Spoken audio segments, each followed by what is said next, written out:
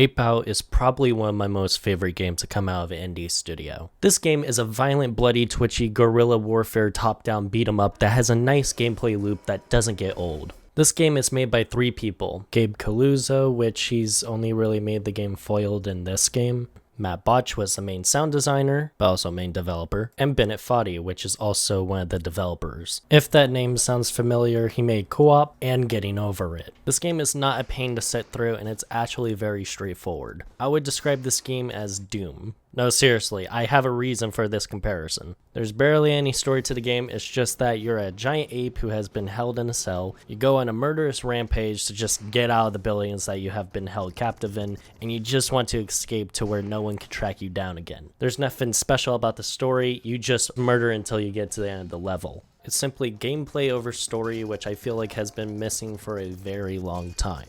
I don't need a dramatic backstory of how the gorilla can't throw shit at people at the zoo. I want to become monkey. I want to be monkey.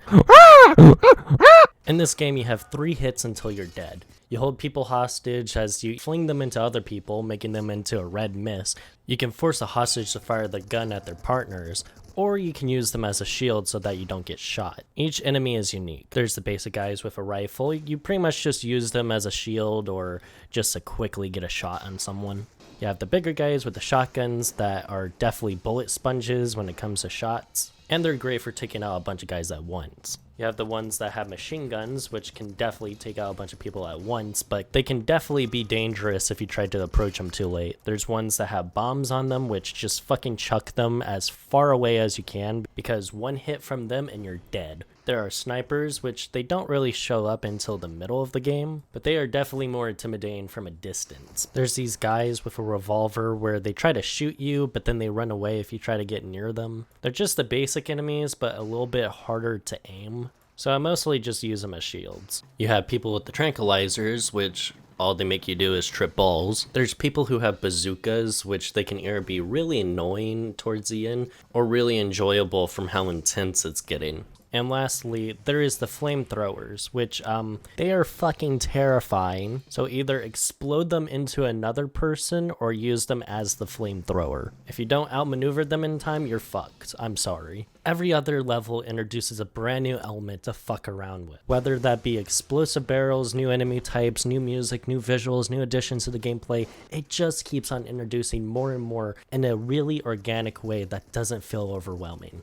The graphics, I am just a fucking sucker for. I love this art style so much. I love the jazz-influenced music. I love how the level selects are album arts that you can choose from. I love how everything is really chalky and it looks like it's made out of cardboard in a way. And it has this very nice, minimalist Harlem Renaissance-inspired art style. And the adaptive music, I'm over here stroking my dick. I got lotion on my dick right now. I'm just stroking my every level I feel like is extremely unique. Like, for example, there's one where you have to just leave a building that is multiple stories, so you just keep on going down and down and down until you actually get out of there. And in that same level, there's snipers that are trying to shoot you, but later on the level brings you to where they are at, and then you can just mess them up. I love how you can just pick up a body part and use it as a shield. That is disturbingly awesome. Or you could throw a body part at another person and make him stop aiming. I love it when you die, it zooms out. It shows the death screen, but also shows the amount of progress that you made throughout the level, which can definitely be soul destroying when you realize that you were just almost there. Almost. And when a level is introduced, I like the little titles that they give to each certain level. It always has some sort of visual pun to go with it, and I just love it. Also like how the blood in this game can determine how many bullets you've taken. So if it's just a little spill, then you may have gotten shot like once, but if you're definitely spilling,